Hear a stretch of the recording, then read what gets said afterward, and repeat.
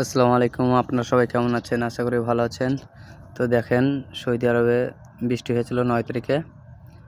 তো এই গাছের জন্য সৌদি আরবরা অনেক খরচা করে। তো সেই গাছ দেখেন উল্টে পাল্টে হয়ে পড়ে গেছে। তো গাছের গোড়া সহ দেখেন মাটি সহ নিয়ে উল্টে পড়ে গেছে। তাহলে কীরকম বৃষ্টি আর ঝড় হয়েছে ভাবছেন। তো তারপরে আমাদের লোকে এখন 3 দিন 4 দিন ধরে লাগাতার কাজ করছে আমাদের কোম্পানির লোকে।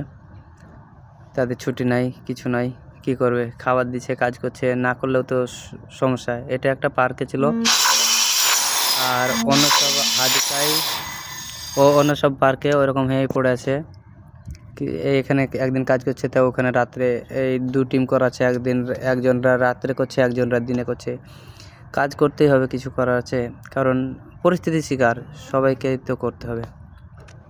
দেখেন পার্কগুলো অনেক সুন্দর। এখানে আসে যায় বসে, মানুষের সৌদিরা আসে বসে খায়। কী করবে এখন? কাজ করার দেখেন উঠে কীরকম কাটছে, সব কিছুই করতে হয়, না করলে কি করা যাবে।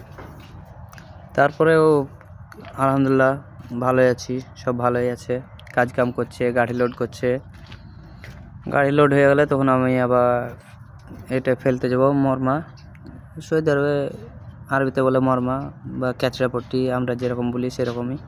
তো আপনারা ভালো থাকবেন, লাইক কমেন্ট শেয়ার করবেন।